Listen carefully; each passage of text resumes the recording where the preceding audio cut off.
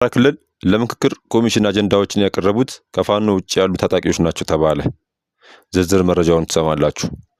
በደብረጽዮን ገብረ ሚካኤል የሚመራው ህወሓት ፌዴራል መንግስቱ የትግራይ ግዛቶችን በኃይል የያዙ የታጠቁ ኃይሎችን በአስቸኳይ እንዲያስወጣ ትናንት ባወጣው መግለጫ ጠይቋል። ይህንንም እናደርሳችኋለን። ብሔራዊ ተሃድሶ ኮሚሽን በትግራይ ተቋርጦ የቆየውን የመጀመሪያ ምዕራፍ የቀድሞ ተዋጊዎችን ትጥቅ የማስፈታት እና የመበተንና መልሶ ከህብረተሰቡ ጋር የማቀላቀል መርሃ ግብር ትናንት እንደገና ማስጀመሩን ሰምተናል። የኢትዮጵያ አየር መንገድ ዋና ስራ አስፈጻሚ መስፍን ጣሰው 2500 አባወራዎች ይፈናቀላሉ ብለዋል። ስለዚህ ምን እናሰማችኋለን። አክለንም የሶማሌው ውጭ ጉዳይ ሚኒስቴር አህመድ ፊቂ በሶማሊያ የአፍሪካ ህብረት ተልዕኮ ተጠባባቂ ኃላፊ ሶቪል ባም ላይ ጠንካራ ክሶችን መስርተዋል። እናሰማችኋለን። አብራችሁን ከቆያችሁ ዝርዝር መረጃውን ትሰማላችሁ። ተወጋ ስለኔ ኢየሱስ መድን። ለመላው የክርስትና እምነት ተከታዮች እንኳን ለጌታችን ለኢየሱስ ክርስቶስ የስቅለት በዓል በሰላም አደረሳችሁ። ሰላም ጤና ይስጥልኝ። ውድ የአዲስ ዜና ተከታታዮቻችን፣ ይህ የዕለተ ቅዳሜ ረፋድ ጥንክራችን ነው። ከሁሉ አስቀድመን ከልብ የከበረ ሰላምታችንን ከያላችሁበት ቦታ ይድረሳችሁ እያልን ወደ ዝርዝር መረጃ ወስዳችኋለሁ። በአማራ ክልል ለምክክር ኮሚሽን አጀንዳዎች ያቀረቡት ከፋኖ ውጭ ያሉ ታጣቂዎች ናቸው ተባለ። የኢትዮጵያ ሀገራዊ ምክክር ኮሚሽን በአማራ ክልል ባካሄደው አጀንዳ ማሰባሰብ ከፋኖ ውጭ ያለ ታጣቂ ቡድን ለውይይትና ምላሽ ለማግኘት አጀንዳ ማስገባቱን የኮሚሽኑ ሰብሳቢ ለቢቢሲ ተናገሩ። ፕሮፌሰር መስፍን አርአያ እንዳሉት ታጣቂ ቡድኑ ወደ ትጥቅ ትግል ያስገቡትን ምክንያቶች የምክክር አጀንዳ ጥያቄዎች በማድረግ ወደ ምክክር ኮሚሽኑ ማምጣታቸውን ገልጸዋል። የኢትዮጵያ ሀገራዊ ምክክር ኮሚሽን በአማራ ክልል ከመጋቢት 27 እስከ ሚያዝያ 4 2017 ዓ.ም በባህር ዳር ከተማ ባካሄደው የአጀንዳ ማሰባሰብ የፖለቲካ ፓርቲዎች፣ የመንግስት አካላት፣ ታዋቂ ግለሰቦች፣ የማህበረሰብ ወኪሎችና የተለያዩ ተቋማት እንዲሁም የማህበራት ተወካዮች መሳተፋቸው ተገልጿል። በዚህ ሂደት ላይ በክልሉ ውስጥ የሚንቀሳቀስ አንድ ታጣቂ ቡድን ለብሔራዊ ምክክር ኮሚሽኑ ጥያቄዎችን የያዘ አጀንዳ ማስገባቱን ሰብሳቢው ፕሮፌሰር መስፍን አርአያ ተናግረዋል። ሰብሳቢው በአማራ ክልል ከሚንቀሳቀሱ ታጣቂ ቡድኖች መካከል አንዱ ነው ያሉት ይህ ቡድን ጥያቄዎቹ በአጀንዳነት ለኮሚሽኑ ያቀረበው በትክክል ውይይት ተደርጎ መግባባት የሚደረስበት ከሆነ የትጥቅ ትግሉን ማቆም ይችላል በሚል እምነት መሆኑን ለቢቢሲ ገልጸዋል።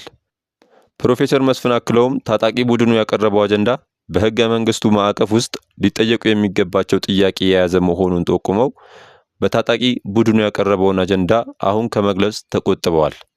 ታጣቂ ቡድኑ በርካታ ታጣቂዎች ያሉት ነው ያሉት ፕሮፌሰር መስፍን አርአያ በክልሉ ውስጥ የሚንቀሳቀሱ የፋኖ ቡድን አካል አለመሆኑን ተናግረዋል። በደብረጽዮን ገብረ ሚካኤል የሚመራው ህወሓት ፌዴራል መንግስት የትግራይ ግዛቶችን በኃይል የያዙ የታጠቁ ኃይሎችን በአስቸኳይ እንዲያስወጣ ትናንት ባወጣው መግለጫ ጠይቋል። ቡድኑ የትግራይ መሬት በኃይል የተቆጣጠረው አካል የተከዜ ዘብ የሚላቸውን አዳዲስ ታጣቂዎች እያስመረቀ በትግራይ ላይ የጦርነት ነጋሪት እየጎሰመ ይገኛል በማለትም ከሰዋል። ይህ አይነቱ ድርጊት የፕሪቶሪያውን የግጭት ማቆም ስምምነት ሙሉ በሙሉ የሚጻረርና ዘላቂ ሰላም እንዳይመጣ እንቅፋት የሚፈጥር ነው በማለትም ቡድኑ አስጠንቅቋል። የአፍሪካ ህብረት ፓናል በአፋጣኝ ተሰብስቦ በፕሪቶሪያው የግጭት ማቆም ስምምነት አጠቃላይ አፈጻጸም ላይ እንዲወያይም ቡድኑ ጠይቋል። ስምምነቱ ሙሉ በሙሉ ተግባራዊ ባለመሆኑ የህዝብ ሞት፣ ስቃይና ሰቆቃ እንደቀጠለ ይገኛል ብሏል። የፕሪቶሪያው ስምምነት ባለፉት 2 ዓመታት ለትግራይ ህዝብ ትርጉም ያለው ለውጥ አላመጣም ያለው ፓርቲው የታጠቁ ኃይሎች በኃይል የያዟቸው የትግራይ ግዛቶች አሁንም ወገኖቻችን እየተገደሉ፣ እየተፈናቀሉ፣ እየታሰሩና እየተሰቃዩ ይገኛሉ ብሏል።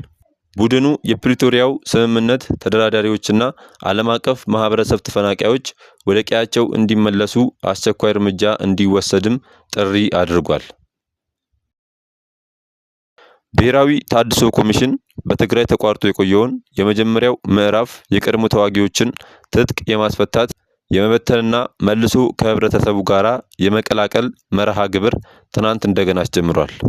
በክልሉ በህዳር የተጀመረው የትጥቅ ማስፈታትና መልሶ ማቀላቀል ሂደት በቴክኒክና ፖለቲካዊ ምክንያቶች ከታህሳስ ጀምሮ ተቋርጦ ነበር። የትግራይ የሰላምና ጸጥታ ቢሮ ኃላፊ ጀነራል ፍስሐ ኪዳኖ በትግራይ ዘላቂ ሰላም እንዲሰፍን የፕሪቶሪያው የግጭት ማቆም ስምምነት ሙሉ በሙሉ ተግባራዊ መሆን አለበት በማለት በትናንቱ የመርሃ ግብሩ ድጋሚ ማስጀመሪያ ስነ ስርዓት ላይ ተናግረዋል። ጀነራል ፍስሐ የግጭት ማቆም ስምምነቱና የትጥቅ ማስፈታትና መልሶ መቀላቀሉ መርሃ ግብር እንዲሳካ ፌዴራል መንግስቱ በግጭት ማቆም ስምምነቱ የገባባቸው ግዴታዎች መወጣት እንዳለበት አሳስበዋል። የታድሶ ኮሚሽን ኮሚሽነር ተመስገን ጥላሁን በበኩላቸው ኮሚሽኑ ለመርሃ ግብሩና ለስምምነቱ ተግባር ከፌዴራል መንግስቱና ከአዲሱ ጊዜያዊ አስተዳደር ጋር በትብብር እንደሚሰራ ቃል ገብተዋል። የኢትዮጵያ አየር መንገድ ዋና ስራ አስፈጻሚ መስፍን ጣሰው አየር መንገዱ አዲስ ለሚያስገነባው አውሮፕላን ማረፊያ 2500 አባወራዎች ከቀያቸው እንደሚነሱ መናገራቸውን ሰምተናል። ከቢሾፍቱ አካባቢ ለሚነሱት አርሶ አደር አባወራዎች አየር መንገዱ መኖሪያ ቤቶችን እንደሚያስገነባ የጠቆሙት መስፍን አየር መንገዱ ቤቶችን ገንብቶ በሚቀጥለው ዓመት ህዳር ወር ለተነሺዎች እንደሚያስረክብ መግለጣቸውን ዘገባው ጠቅሷል። አባወራዎቹ ቤታቸውን ከተረከቡ በኋላ በዚያው ወር አየር መንገዱ የአውሮፕላን ማረፊያው ግንባታ እንደሚያስጀምር ተናግረዋል። የሶማሊያው የውጭ ጉዳይ ሚኒስቴር አህመድ ፊቂ በሶማሌ የአፍሪካ ህብረት ተልዕኮ ተጠባባቂ ኃላፊ ሶቪል ባየም ላይ ጠንካራ ክሶችን ማሰማታቸውን የሀገሪቱ የዜና ምንጮች ዘግበዋል። ውጭ ጉዳይ ሚኒስቴር ፊቂ የህብረቱ ልዑክ ተጠባባቂ የበላይ ኃላፊ የአልሸባብ ደጋፊ እና ለሶማሊያ ደህንነትና ልማት ስጋት የሆኑ ሰው ናቸው በማለት በአንድ ቃለ ምልልስ ላይ መክሰሳቸውን ዘገባዎች ጠቅሰዋል።